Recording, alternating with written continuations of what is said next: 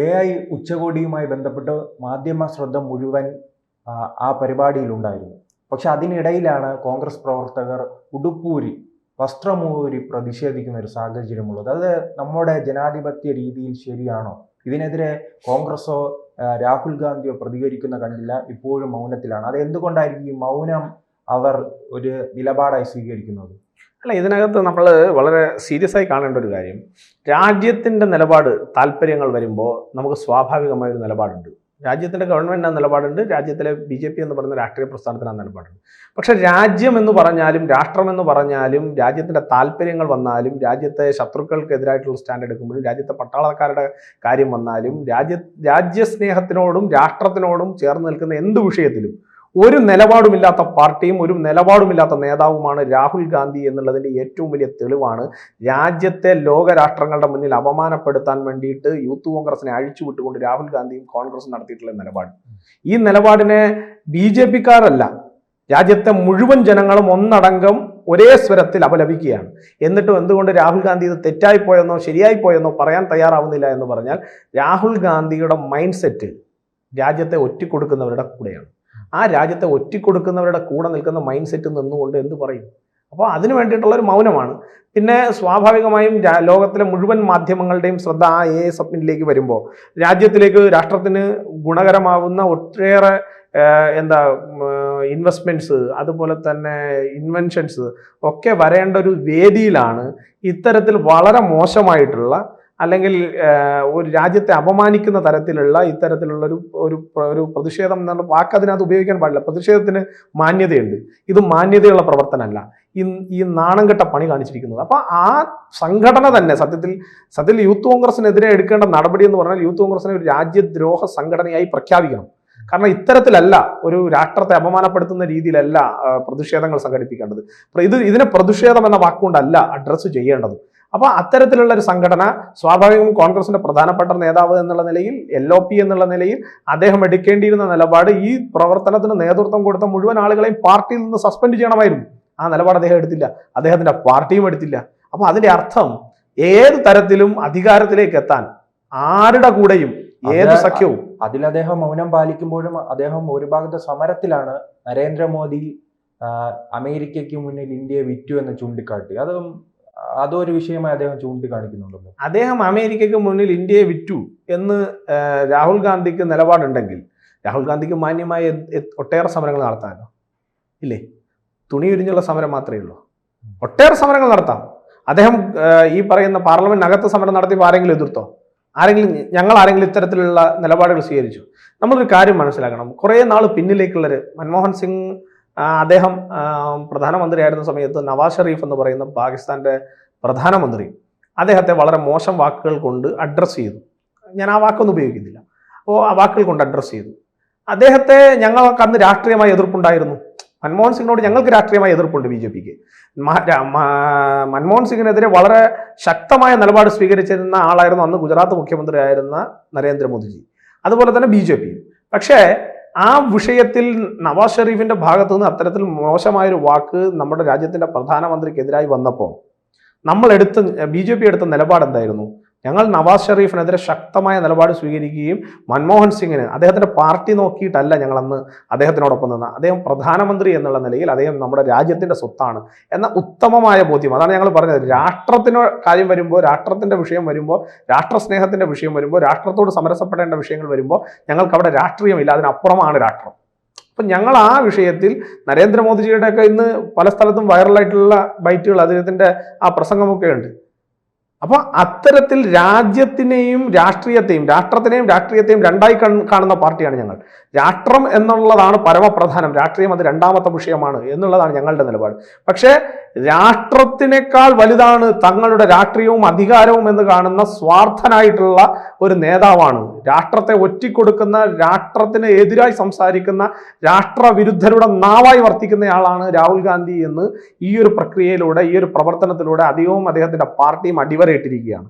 ഇത് ഞങ്ങളോടുള്ള വെല്ലുവിളിയല്ല, ഇത് ജനങ്ങളോടുള്ള വെല്ലുവിളിയാണ്, ഈ രാഷ്ട്രത്തോടുള്ള വെല്ലുവിളിയാണ്. ഈ രാഷ്ട്രത്തെ വെല്ലുവിളിച്ചവരാരും അത് എത്ര ഉന്നതരായാലും എത്ര ശക്തിമാന്മാരായാലും എത്ര വൈഭവശാലികളായാലും ഈ രാഷ്ട്രത്തിനോട് വെല്ലുവിളി നടത്തിയവരാരും ഈ രാഷ്ട്രത്ത് വിജയിച്ചിട്ടില്ല. ഈ രാഷ്ട്രം അവരുടെ മുന്നിൽ തോറ്റുകൊടുത്തിട്ടില്ല, അവരുടെ മുന്നിൽ തലകുനിച്ചിട്ടില്ല. ഈ രാഷ്ട്രം ഉയർത്തെഴുന്നേറ്റത് ഇത്തരം വെല്ലുവിളികളെ അതിജീവിച്ചുകൊണ്ടാണ്. അതുപോലെ കോൺഗ്രസ് എന്ന് പറയുന്ന രാഷ്ട്രത്തിനെതിരായിട്ടുള്ള വെല്ലുവിളിയെ ഞങ്ങൾ അതിജീവിക്കും, ഒരു സംശയമില്ല. ഇന്ത്യ പാകിസ്ഥാൻ സംഘർഷം ഉണ്ടാകുമ്പോഴും അതോടൊപ്പം തന്നെ ഈ രാജ്യത്തിന് പുറത്തു പോകുമ്പോഴും രാഹുൽ ഗാന്ധി ഇന്ത്യയെ സംശയത്തിന്റെ നിഴലിൽ നിർത്തുന്ന പ്രസ്താവനകളാണ് നടത്തുന്നത്. പക്ഷേ അദ്ദേഹം തുടർച്ചയായി നടത്തുകയാണ്, പ്രതിഷേധമുണ്ടാകുന്നു, അദ്ദേഹത്തിന്റെ ആത്മവിശ്വാസം കുറയുന്നില്ല. ഈ ഇന്ത്യ വിരുദ്ധ പരാമർശങ്ങൾ നടത്താനുള്ള ആത്മവിശ്വാസം എവിടെ നിന്നാണ് ലഭിക്കുന്നത്? അല്ല, ഇന്ത്യ വിരുദ്ധ പരാമർശം നടത്താനുള്ള ആത്മവിശ്വാസം അത് ഞാൻ പറഞ്ഞാൽ കുറച്ച് കൂടി പോകും. പക്ഷെ എങ്കിൽ പോലും ഐ തിങ്ക് ഇറ്റ്സ് ജനറ്റിക്കൽ. അത് പറയുന്നത് കുറച്ച് കൂടുതലാണ്. പക്ഷെ ഒരു രാഷ്ട്രത്തെ സ്നേഹിക്കുന്ന ആളെന്നുള്ള നിലയിൽ എനിക്കത് പറയാതെ പോകാൻ സാധിക്കുന്നില്ല. കാരണം ഈ രാഷ്ട്രത്തിനോട് ഒരു തരത്തിലുള്ള മമതയും ഈ രാഷ്ട്രത്തിന്റെ എല്ലാ സൗകര്യങ്ങളും ഞാനും താങ്കൾ അത് ഉപയോഗപ്പെടുത്തുന്നില്ല. എല്ലാ സൗകര്യങ്ങളും ഈ രാഷ്ട്രത്തിൻ്റെതായിട്ട് ഉപയോഗപ്പെടുത്തിയതിനു ശേഷവും അതിനെ ആ രാഷ്ട്രത്തെ എല്ലാം തരുന്ന രാഷ്ട്രത്തെ സംശയനിലയിൽ നിർത്തുന്നു എന്ന് പറഞ്ഞാൽ, എല്ലാം തരുന്ന രാഷ്ട്രത്തെ ചോദ്യമുനയിൽ നിർത്തുന്നു എന്ന് പറഞ്ഞാൽ, ഈ രാഷ്ട്രത്തിലെ നിങ്ങൾ രാഷ്ട്രീയമായി ചോദിച്ചോളൂ. നിങ്ങൾ നരേന്ദ്രമോദിയെ എതിർത്തോളൂ, ഞങ്ങൾക്ക് വിരോധമില്ല. നിങ്ങൾ BJPയെ എതിർത്തോളൂ, ഞങ്ങൾക്ക് വിരോധമില്ല. നിങ്ങൾ BJP രാഷ്ട്രീയത്തിന്റെ ഭാഗമായി നിൽക്കുന്ന ആരെ വേണോ എതിർത്തോളൂ, ഞങ്ങൾക്ക് വിരോധമില്ല. പക്ഷെ നിങ്ങൾ ഈ രാജ്യത്തെ സൈനികരുടെ ആത്മവീര്യത്തെ ചോദ്യം ചെയ്താൽ, ഈ രാഷ്ട്രത്തിന്റെ സൈന്യത്തിന്റെ ത്യാഗത്തെ ചോദ്യം ചെയ്താൽ, അവരുടെ പരാക്രമത്തെ ചോദ്യം ചെയ്താൽ, അത് രാഹുൽ ഗാന്ധി അല്ല, അതിനപ്പുറത്തൊരാളാണെങ്കിലും അയാളോടും ഞങ്ങൾക്ക് നീരസമുണ്ട്, അയാളോടും ഞങ്ങൾ കൃത്യമായി മറുപടി പറയും, അയാളെയും ഞങ്ങൾ രാജ്യദ്രോഹിയായി തന്നെ കാണും, ഒരു സംശയവും വേണ്ട കാര്യത്തിൽ. ആ നിലപാട് ഒരു ഭാരതീയൻ എടുക്കാൻ കഴിയുന്ന നിലപാടാണ്. ആ നിലപാട് ഒരു ഭാരതീയന്റെ നിലപാടാണ്. ആ നിലപാടിൽ ഉറച്ചു നിന്നുകൊണ്ട് തന്നെ മുന്നോട്ട് പോകും. അതിനെയൊന്നും ഈ രാഹുൽ ഗാന്ധി എന്ന് പറയുന്ന ഓലപ്പാമ്പിനെ കാട്ടിയൊന്നും പേടിപ്പിക്കാമെന്ന് ആരും കരുതണ്ട. അങ്ങനെയൊന്നും പേടിക്കുന്നവരുമല്ല, പേടിച്ചിട്ടുമില്ല. കഴിഞ്ഞ ലോക്സഭാ തെരഞ്ഞെടുപ്പിൽ വലിയ മുന്നേറ്റം ഉണ്ടാക്കിയെന്നാണ് അദ്ദേഹം അവകാശപ്പെടുന്നത്. അതായിരിക്കുമോ? അല്ല, ഞാൻ ചോദിക്കുന്നത് 99 സീറ്റ് എന്ന് പറഞ്ഞാൽ വലിയ വിജയമാണോ? 240 മുകളിൽ സീറ്റ് പിടിച്ച പാർട്ടി എന്തെന്ന് പറഞ്ഞാൽ പ്രതിപക്ഷ നേതാവായി മാറിയെന്നാണ്.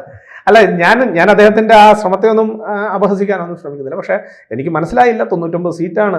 ഒരു കാലത്ത് 400 സീറ്റ് പിടിച്ച പാർട്ടി, ഒരു 400 സീറ്റുമായി അധികാരത്തിലിരുന്ന ഒരു പാർട്ടിയുടെ നേതാവ് ഇന്ന് പറയുകയാണ് ഞങ്ങൾ 99 സീറ്റ് പിടിച്ചപ്പോൾ ഞങ്ങൾ വലിയ മുന്നേറ്റം നടത്തിയെന്ന് പറഞ്ഞാൽ അത് അഭിനന്ദനീയമാണോ അല്ലയോ എന്ന് അവരുടെ പാർട്ടിയാണ് തീരുമാനിക്കട്ടെ. ഞാൻ അതിലൊന്നും കമന്റ് ചെയ്യാൻ പറ്റുന്ന ആളുമല്ല, കമന്റ് ചെയ്യുന്നുമില്ല. പക്ഷെ ഒരു കാര്യമുണ്ട്, ട്രംപിനെ വിശ്വാസത്തിലെടുക്കാം, പക്ഷെ നമ്മുടെ രാജ്യത്തെ വിശ്വാസത്തിലെടുക്കാൻ സാധിക്കില്ല. ട്രംപ് പറയുന്നതാണ് എനിക്ക് വിശ്വാസം എന്ന് കൃത്യമായി പറയുന്നയാൾ ഇപ്പോൾ പല വിഷയങ്ങളായിട്ട് ബന്ധപ്പെട്ടിട്ട് നമ്മൾ ചർച്ചയൊക്കെ നടന്ന സമയത്ത് LOP ലോക്സഭയിൽ ചർച്ച നടന്ന സമയത്ത് പല വിഷയങ്ങളും തെളിവുകൾ സഹിതം BJPയുടെ MPമാർ പറഞ്ഞപ്പോൾ അദ്ദേഹം പറഞ്ഞത് എനിക്ക് ഇതിലെല്ലാം വിശ്വാസം ആരെയാണ്, ട്രംപിനെയാണെന്നാണ് അദ്ദേഹം പറഞ്ഞത്, സ്റ്റേറ്റ് ചെയ്തത്. ഞാൻ പറഞ്ഞ കള്ളമല്ല, നിങ്ങൾക്ക് വേണമെങ്കിൽ പരിശോധിക്കാം. അപ്പോൾ അങ്ങനെ സ്റ്റേറ്റ് ചെയ്യുന്ന ഒരാൾക്ക് രാജ്യത്തിന്റെ സൈന്യം പറയുന്നത് വിശ്വാസമില്ല എന്ന് പറഞ്ഞാൽ അയാൾ നമ്മൾ എങ്ങനെയാണ് കാണേണ്ടത്? ട്രംപ് പറയുന്നത് ഞങ്ങൾ വിശ്വസിക്കും, നിങ്ങൾ നരേന്ദ്രമോദി പറയുന്നത് വിശ്വസിക്കണ്ട. രാജ്യത്തിന്റെ സൈന്യം പറയുന്നത് എന്തുകൊണ്ട് വിശ്വസിക്കുന്നില്ല? നരേന്ദ്രമോദി രാഷ്ട്രീയക്കാരൻ, BJPക്കാർ രാഷ്ട്രീയക്കാർ, ഞങ്ങൾ കള്ളം പറയുന്നവരാണെന്ന് വച്ചോളൂ. എന്നാൽ പോലും രാജ്യത്തിന്റെ സൈന്യത്തെ എന്തുകൊണ്ട് അവിശ്വസിക്കുന്നു? രാജ്യത്തിന്റെ കണക്കുകൾ എന്തുകൊണ്ട് അവിശ്വസിക്കുന്നു? രാജ്യത്തിന്റെ പാർലമെന്റിനെ എന്തിനു അവിശ്വസിക്കുന്നു? രാജ്യത്തിന്റെ പാർലമെന്റിനകത്ത് നടക്കുന്ന ഡിസ്കഷനുകളെ സ്ഥാപനങ്ങളെ BJP വിഴുങ്ങിയെന്നാണ് രാഹുൽ പറയുന്നത്. ഞാൻ ചോദിക്കട്ടെ, ഏത് ഭരണഘടനാ സ്ഥാപനത്തെയാണ് BJP വിഴുങ്ങിയത്? ഇപ്പൊ ഇലക്ട്രോണിക് വോട്ടിംഗ് മെഷീനെ കുറിച്ചായിരുന്നല്ലോ വലിയ പരാതി. ഇലക്ട്രോണിക് വോട്ടിംഗ് മെഷീൻ കൊണ്ടുവന്ന് വെച്ചിട്ട് ഇദ്ദേഹത്തിന് നമ്മുടെ ഇലക്ഷൻ കമ്മീഷണർ നേരിട്ട് കത്തയച്ചില്ലേ? 3 ദിവസത്തേക്ക് ഇലക്ഷൻ കമ്മീഷന്റെ പ്രോപ്പർട്ടി ആയിട്ടുള്ള EVM മെഷീൻ ഇവിടെ വെച്ചിട്ടുണ്ട്, ഇലക്ഷൻ കമ്മീഷന്റെ ഓഫീസിൽ വെച്ചിട്ടുണ്ട്. നിങ്ങൾക്ക് ഏത് നാട്ടിൽ നിന്ന് ഏത് സോഫ്റ്റ്വെയർ വിദഗ്ധനെയും നിങ്ങൾക്ക് കൊണ്ടുവരാം. കൊണ്ടുവന്നതിന് ശേഷം നിങ്ങൾക്ക് ഇത് ഹാക്ക് ചെയ്യപ്പെടാൻ സാധ്യതയുണ്ട്, ഇതിന്റെ സെക്യൂരിറ്റി ശരിയല്ല എന്ന് നിങ്ങൾക്ക് തെളിയിക്കാം. അങ്ങനെ നിങ്ങൾ തെളിയിച്ചാൽ സ്വാഭാവികമായിട്ട് നിങ്ങൾ പറയുന്ന കേൾക്കാൻ ഇലക്ഷൻ കമ്മീഷനും രാജ്യവും സംവിധാനങ്ങളും തയ്യാറാവും. പക്ഷെ നിങ്ങൾ എന്തുകൊണ്ടാണ് വെല്ലുവിളി ഏറ്റെടുക്കാത്തത്? ഞാൻ നിങ്ങളോടൊരു കാര്യത്തിൽ ഞാൻ പറയാണ്, താങ്കളുടെ മാധ്യമ പ്രവർത്തനം ശരിയല്ല എന്ന് എനിക്കൊരു കമന്റ് ഉണ്ടെങ്കിൽ താങ്കൾ എന്നോട് പറയുകയാണെങ്കിൽ നന്ദു എന്ന ആ പ്രവർത്തനം ഒന്ന് കാട്ടിത്തരൂ എന്ന് പറഞ്ഞാൽ ഞാനത് കാട്ടിത്തരാനുള്ള ഒരു ഡയറിങ് സ്റ്റാൻഡ് ഞാൻ എടുക്കണ്ടേ? അത് ഞാൻ എടുക്കാൻ കഴിവില്ലാത്തവനാണെങ്കിൽ ഞാനത് പറയാൻ കഴിവുള്ള ആളാണോ? അത് പറയാൻ പാടുണ്ടോ? പറയാൻ പാടില്ല. എനിക്ക് അതിൽ തെറ്റുണ്ടെന്ന് തോന്നിയാൽ ആ തെറ്റ് ചൂണ്ടിക്കാണിക്കാനും അതിനെ കൃത്യമായി അവതരിപ്പിക്കാനും എനിക്ക് ഉത്തരവാദിത്തം ഉണ്ടാവണം. ഞാനൊരു സാധാരണക്കാരനാണ്, താങ്കൾ ഒരു സാധാരണക്കാരനാണ്. പക്ഷെ അതുപോലെ അല്ല LOP. ലോക്സഭയിലെ പ്രതിപക്ഷ നേതാവ് അങ്ങനെയല്ല. അദ്ദേഹത്തിന് എല്ലാ തരത്തിലുള്ള അവകാശങ്ങളും ഉള്ളയാളാണ്. അദ്ദേഹത്തിന് ഇതിന് അവസരമുണ്ട്. അദ്ദേഹം ആ അവസരം ഉപയോഗിക്കുന്നില്ല. ഇപ്പോ ഈ പറയുന്ന ഇലക്ഷൻ കമ്മീഷനുമായിട്ട് ബന്ധപ്പെട്ടിട്ടുള്ള ഒരു പത്രസമ്മേളനത്തിൽ ഒരു പത്രപ്രവർത്തകൻ ചോദിച്ചല്ലോ, താങ്കളുടെ ഇത്രയും തെളിവുകൾ ഉണ്ടെങ്കിൽ എന്തുകൊണ്ട് താങ്കൾ why not you are going to court? അപ്പൊ അദ്ദേഹം പറഞ്ഞ എന്താ, എനിക്കത് ആരോപണമായിട്ട് ഉന്നയിച്ചാൽ മതി എന്നാണ്. അപ്പോൾ അദ്ദേഹത്തിന്റെ മൈൻഡ് സെറ്റ് എന്താ? അപ്പോൾ അദ്ദേഹത്തിന്റെ താല്പര്യം എന്താ?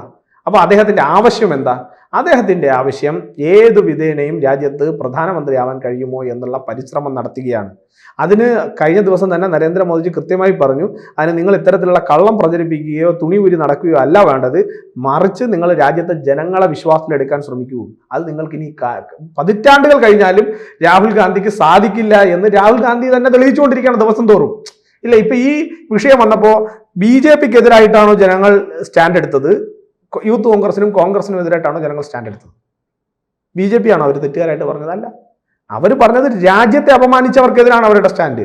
അത് എല്ലായ്പ്പോഴും അങ്ങനെയാണെന്ന്. നിങ്ങൾ എന്തുകൊണ്ട് 2019 പരാജയപ്പെട്ടു നിങ്ങൾ തിരക്കുന്നില്ല? കാരണം എന്താ? പുൽവാമ അറ്റാക്ക് നടന്നപ്പോൾ രാജ്യത്തെ സൈനികരുടെ പരാക്രമത്തിന് നിങ്ങൾ തെളിവ് ചോദിച്ചവരാണ്. അപ്പൊ നിങ്ങളെ എങ്ങനെ വിജയിപ്പിക്കും? നിങ്ങളെ വിജയിപ്പിച്ചാൽ എന്തായിരിക്കും അവസ്ഥ? അപ്പൊ അത് രാജ്യത്തെ ജനങ്ങൾ ചർച്ച ചെയ്യപ്പെടുന്നതിന് BJPയോട് നിങ്ങൾക്ക് അസഹിഷ്ണുത ഉണ്ടായിട്ടോ BJPയുടെ നേതൃത്വത്തോട് അസഹിഷ്ണുത ഉണ്ടായിട്ടോ ഒരു കാര്യമില്ല. നിങ്ങൾ രാജ്യത്തെ ജനങ്ങളെ അഡ്രസ്സ് ചെയ്യുന്നില്ല. നിങ്ങൾ രാജ്യത്തിന്റെ ജനങ്ങളുടെ മനസ്സിലില്ല. രാജ്യത്തെ ജനങ്ങൾ നിങ്ങളെ വെറുത്തു കഴിഞ്ഞു. അതിന്റെ ഏറ്റവും രാജ്യത്തെ ജനങ്ങൾക്കും അപ്പുറത്ത് അധികാരത്തിന് വേണ്ടിയിട്ടുള്ള ഒരു അധികാര കൊതിയന്മാരായി കോൺഗ്രസ് മാറി എന്നുള്ളതിന്റെ ഏറ്റവും വലിയ ദൃഷ്ടാന്തമാണ് ഈ പറയുന്ന രാജ്യത്തെ അപമാനിച്ചുകൊണ്ട് ഇവർ നടത്തിയിട്ടുള്ള ഈ ഒരു നാണം കെട്ട പണി. ഞാൻ അതിനെ പ്രതിഷേധമൊന്നും വിളിക്കില്ല. പ്രതിഷേധമൊക്കെ അന്തസ്സുള്ളവർ നടത്തുന്നതാണ്. അതിന് ഞാൻ പ്രതിഷേധമൊന്നും വിളിക്കാൻ പോകുന്നില്ല. നാണം കെട്ട പണി. ഈ നാണം കെട്ട പണിക്ക് നിങ്ങൾക്ക് കൃത്യമായ കൂലി കേരളത്തിലെ ജനങ്ങൾ, ഇന്ത്യയിലെ ജനങ്ങൾ നിങ്ങൾക്ക് തരും. ഒരു സംശയവും വേണ്ട. കൂടുതൽ വാർത്തകളും വിശേഷങ്ങളും നിങ്ങളിലേക്ക് എത്താൻ ABC മലയാളം സബ്സ്ക്രൈബ് ചെയ്യുക, ബെൽ ബട്ടണും അമർത്തുക.